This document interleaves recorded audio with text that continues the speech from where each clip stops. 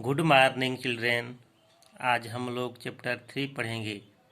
शब्द विचार में रचना के आधार पर शब्द के भेद पढ़ेंगे। रचना के आधार पर शब्द के भेद देखिए।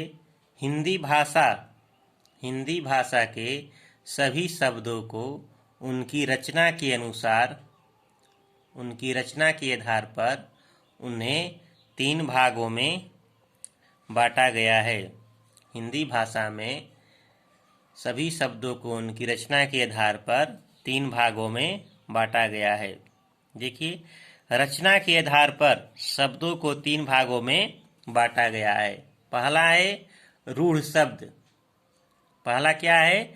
रूढ़ शब्द को देखिए। रूढ़ शब्द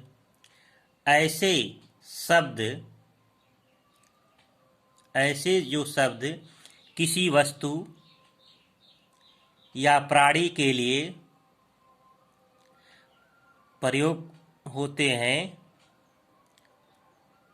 ऐसे शब्द किसी वस्तु या प्राणी के लिए प्रयोग होते होते निश्चित हो गए हैं, उन्हें रूढ़ शब्द कहते हैं।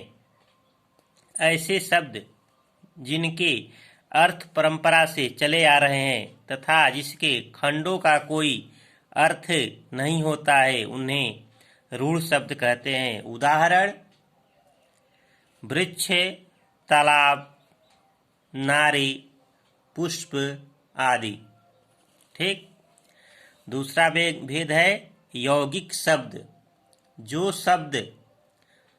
शब्द 2 या 2 से अधिक शब्दों के मेल से बने हैं। जो शब्द 2 या 2 से अधिक शब्दों के मेल से बने हैं, यौगिक शब्द कहलाते हैं। 2 या 2 से अधिक शब्दों या शब्दांशों से बने शब्द यौगिक शब्द कहलाते हैं। उदाहरण: दिवालय, छात्रावास।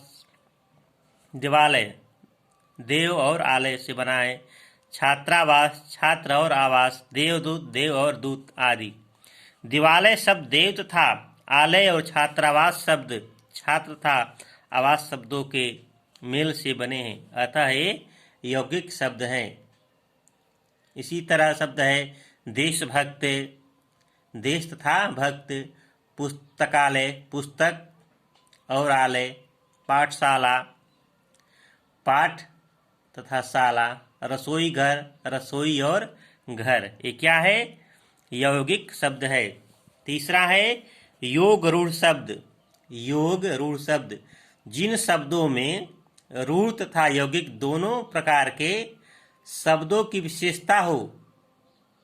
जिन शब्दों में रूढ़ तथा यौगिक दोनों प्रकार के शब्दों की विशेषता हो, अर्थात जो शब्द 2 या 2 से अधिक शब्दों के मेल से बने हों पर किसी अन्य अर्थ की ओर संकेत करते हो, उन्हें योग रूढ़ शब्द कहते हैं।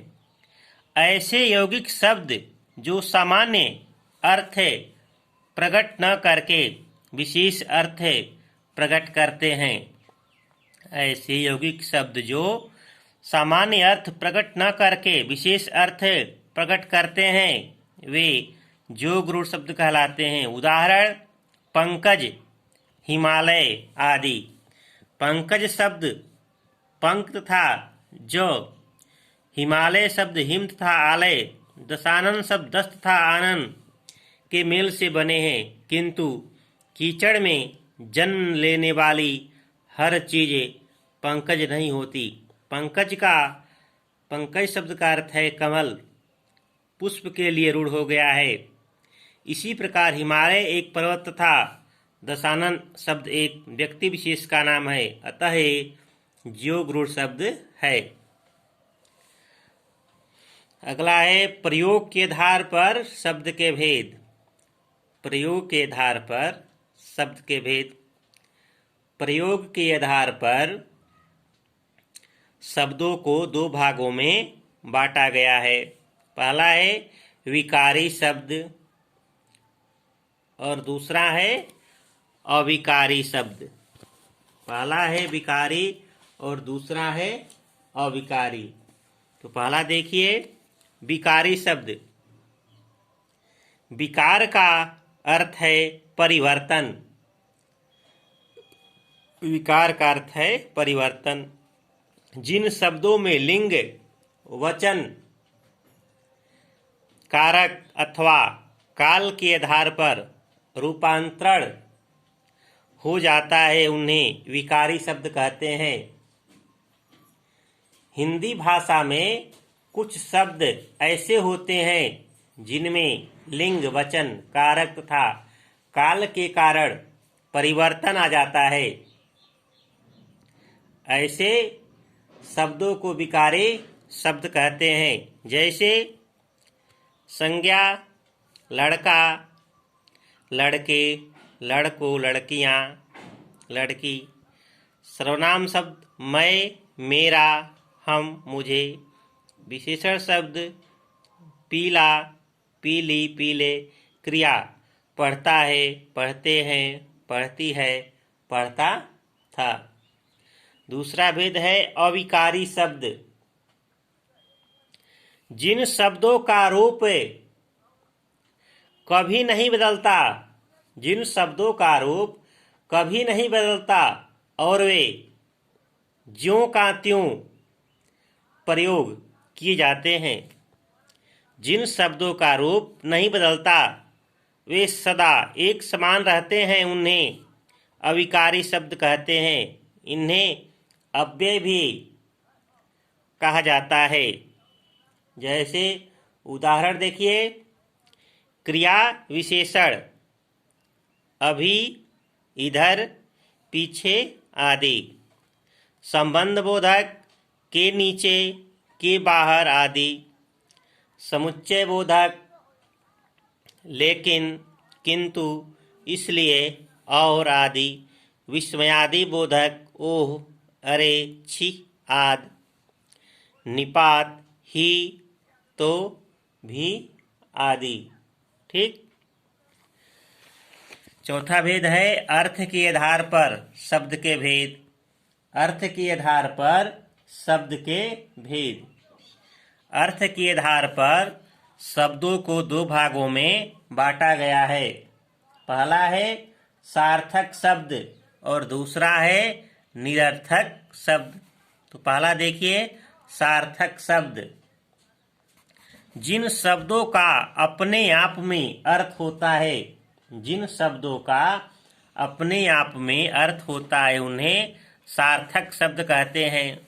उदाहरण सरोवर, क्षितिज, जानवर, विद्यालय आदि।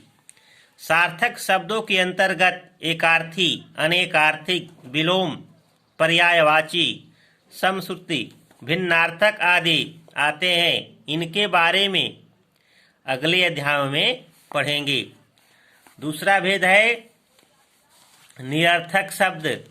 अर्थ के आधार पर दूसरा भेद है निरर्थक शब्द। जिन शब्दों का कोई अर्थ नहीं होता है, जिन शब्दों का कोई अर्थ नहीं होता परंतु भाषा में इनका प्रयोग किया जाता है, वे निरर्थक शब्द कहलाते हैं। उदाहरण आपने खाना वाना खा लिया। तुम अंट संट बातें मत बोलो। उपरोक्त वाक्यों में वाना तथा अंट संट निरर्थक शब्द है जो वाक्य रचना में सहायक हों। कुछ निरर्थक शब्द इस प्रकार हैं, जैसे वाय, ओटी, वास्ता, वाणी आदि। ठीक।